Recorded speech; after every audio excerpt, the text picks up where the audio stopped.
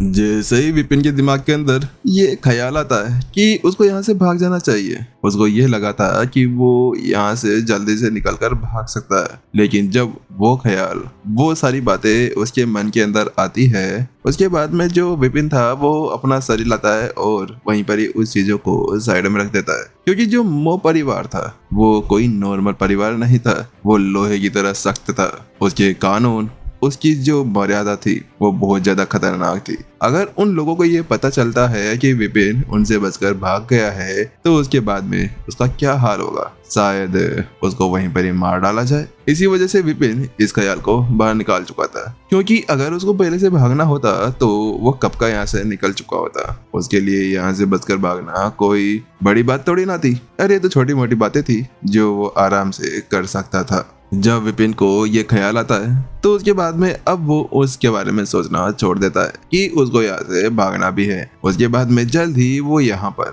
अपने पास में पड़े हुए उस कालिया को देखने लगता है और उसको देखते हुए अपना सर हिलाते हुए कहने लगता है, मैंने क्या इसको मारा है? क्या वास्तव में मैंने इसको मारा है? विपिन को अभी विश्वास नहीं हो रहा था, क्योंकि वो जानता था कि अभी उसके पास में इतनी ज्यादा ताकत नहीं है कि वो यहाँ पर कालिया को मार सकता था। वो जानता था कि यहाँ पर पहले से उसकी ताकत को दबा दिया गया है और बिना इसके तो वो कुछ कर भी नहीं सकता था।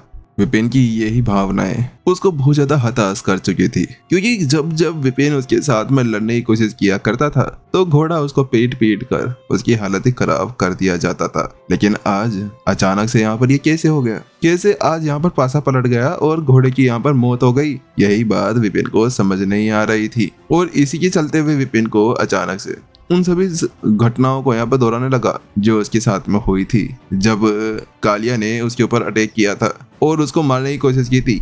उस वक्त विपिन को अचानक से कुछ महसूस हुआ था। उसको कुछ ऐसा महसूस हुआ था कि जैसे यहाँ पर उसकी जो दुनिया थी जो उसने खुद बनाई थी उसके अंदर से कुछ गायब हो गया था। और यही सोचते हुए अचानक से विपिन का दिमाग फट जाता है, नहीं ये नहीं हो सकता, क्या वहां पर सब कुछ ठीक होगा? क्या कुछ वहां पर हुआ है?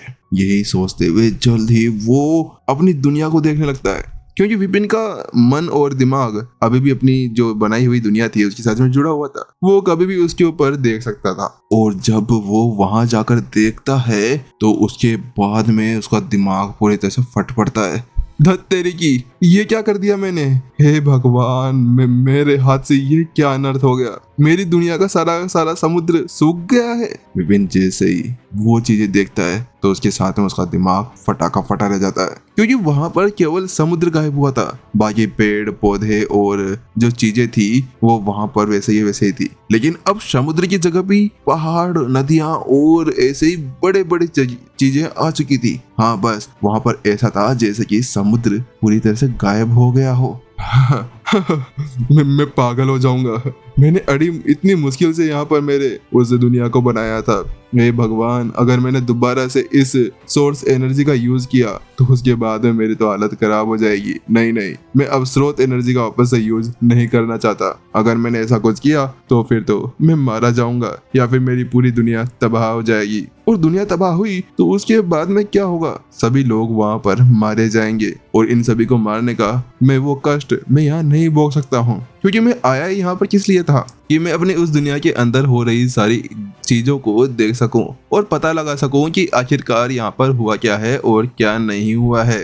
और इसके अलावा अगर उसकी दुनिया खत्म हो जाती है तो उसकी आत्मा को बहुत ज्यादा खतरनाक तरीके से डैमेज पहुंचने वाला था, क्योंकि उसकी आत्मा और उसकी दुनिया दोनों मिली हुई थी। यही सबके बाद में विपिन मनी मन में कहने लगता है, यह तरीका अच्छा है लेकिन बहुत ज्यादा खतरनाक। अब मैं इसको दोबारा यहाँ पर इस्तेमाल नहीं करना चाहता। हाँ, मुझे लगता है कि मुझे इसका दूसरा तरीका यहाँ पर आजमाना होगा, क्योंकि अभी के लिए तो ये सब कुछ बहुत ज्यादा बेकार हो सकता है। लेकिन यही सब कुछ सोचते हुए अचानक से विपिन केवल अपना दिमाग दौड़ा ही रहा था कि उसका ध्यान फिर से उसके घोड़े के ऊपर जाता है और वो कहता है, अरे विपिन, तू क्या सोचने लग गया? अभी सबसे बड़ी प्रॉब्लम तेरी ये है, उसको तो बाद में देख लिया जाएगा। उसके साथ में वो यही सोच रहा था कि अब वो इस प्रॉब्लम को कैसे सॉल्व करे, क्योंकि एक बार रम्या को पता चल गया कि उसके कालिया को यहाँ पर विपिन ने बड़ी आराम से और बड़ी बेदर्दी से मारा है, तो उसके बाद में विपिन की पता नहीं क्या क्या चमड़ी उतार दी जाएगी। यही सब कुछ सोचते हुए अब उसका जो 4 या 8 हो गए थे और ऐसी हालत उसकी खराब हो चुकी थी।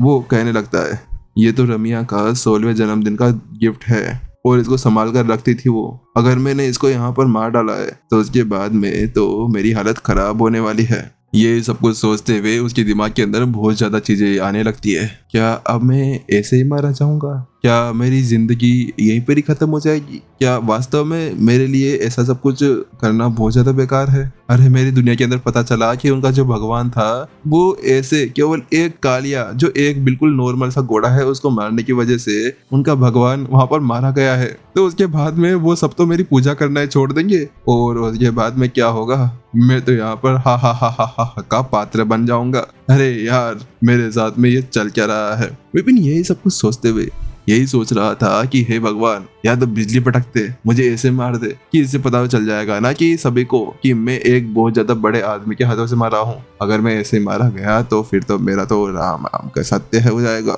यही सब कुछ सोचते हुए विपिन आसपास में देखने लगता है। लेकिन जब विपिन इसके बारे में सोच रहा था और विपिन ये सोच रहा था कि उसकी ये मुसीबत है, लेकिन उसके साथ में ही एक और मुसीबत चलते हुए उसकी तरफ आ रही थी। उसको अंदाजा नहीं था कि अभी उसकी तरफ कौन बढ़ते हुए आ रहा था। तुषार अपने हाथों के अंदर एक पंखा लिए उसकी तरफ ही बढ़ते हुए आ रहा था। वो यहाँ पर ये नहीं जानता था कि अभी अभी विपिन ने कौन सा कांड कर डाला है। उसको बिल्कुल भी ये नहीं पता था कि अभी अंदर चल क्या रहा है। लेकिन जब अब तुषार को ये पता चलेगा कि अभी अंदर क्या हुआ है तो उसके बाद में क्या होगा विपिन का, और उसके साथ में ही जो तुषार था वो जल्द ही उस जगह पर पहुंच जाता है जहां पर विपिन ने उस घोड़े की ऐसी हालत कर दी थी। जब वो गेट खोलता है तो उसके साथ में कहता है, अरे विपिन देखो यहाँ पर मालकिन ने क्या भेजा है। मालकिन ने ये पंखा भेजा है, तुम इसका यूज करो और कालिया को है ना थोड़ी सी हवा कर देना। बात कुछ ऐसे ही, कालिया की चमड़ी बहुत ज्यादा ही मोटी है तो इसी वजह से उसको गर्मी वर्मी लग रही होगी।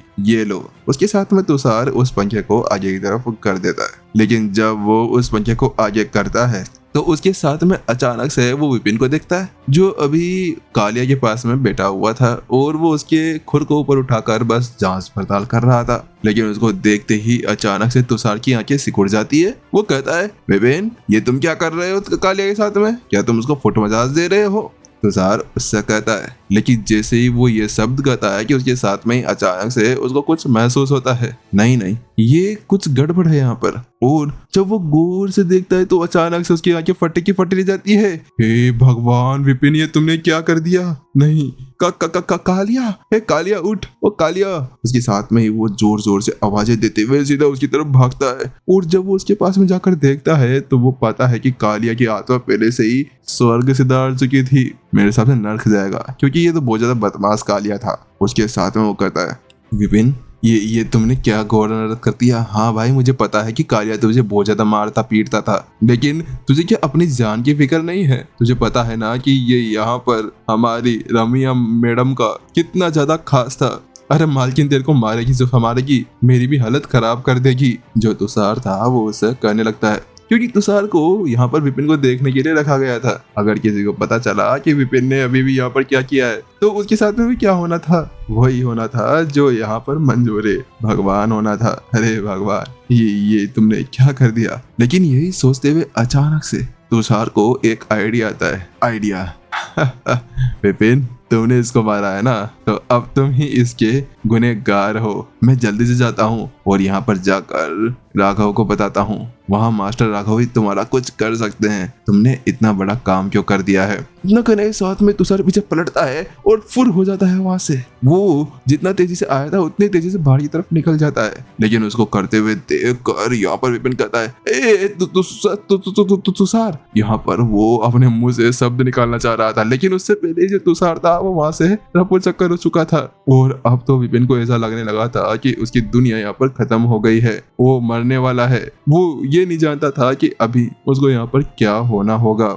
यार मैंने तो इस लाश को पहले ठिकाने भी नहीं लगाया। ये बंदा बहुत ज्यादा जल्दी आया था और मुझे जल्दी जल्दी कुछ करना होगा जिससे पहले कि यहाँ पर कोई और आ जाए। अगर कोई और यहाँ पर आ गया तो उसके बाद में मेरी मौत यहाँ पर मेरा इंतजार कर रही होगी। ये सब कुछ सोचते हुए अचानक से उसके दिमाग के अंदर कुछ आइडिया आता है। 1 मिनट रुको, ये तो कालिया मर चुका है ना, तो इसका मतलब अब ये एक चीज से ज्यादा कुछ नहीं है, यानी कि अब ये एक वस्तु है। ये एक वस्तु है तो फिर तो मैं इसके ऊपर अपनी आत्मा जागरण का यूज कर सकता हूँ। यही सोचते हुए अचानक से वो जल्दी से अपने मास्टर कॉन्टिनेंट के उस आत्मा जागरण के विषय को याद करने लगता है। वो एक विषय था जिसका यूज करते हुए जो रोमा थी उसने एक बार पूरी की पूरी आत्मा जागरण और मास्टर कॉन्टिनेंट की सारी बिल्डिंग्स को अपने बस के अंदर कर लिया था और वहां पर तबाही मचा दी थी। ऐसा ही सोचते हुए विपिन जल्दी से ऐसा ही करने लगता है, लेकिन वो कहता है मुझे जल्दी से जल्दी यहाँ पर कुछ सोचना होगा, मुझे अपने फिर से स्रोत एनर्जी का यूज करना होगा और उसके बाद में मैं वहाँ पर कुछ कर सकता हूँ। लेकिन अचानक से वो सोचता है लेकिन मेरी दुनिया में से कुछ ना कुछ गायब होने वाला है अगर मैंने ऐसा कुछ किया तो। लेकिन अब विपिन के पास में और कोई दूसरा रास्ता नहीं था। वो कहता है कोई बात नहीं, जब मैं थोड़ा पावरफुल हो जाऊंगा तो उसके बाद में मैं अपनी दुनिया को और ज्यादा पावरफुल और ज्यादा अच्छा बना सकता हूँ। यही सोचते हुए जल्दी से विपिन अपना हाथ कालिया के ऊपर रखता है और जैसे ऐसा करता है कि उसी बीच अचानक से विपिन की जो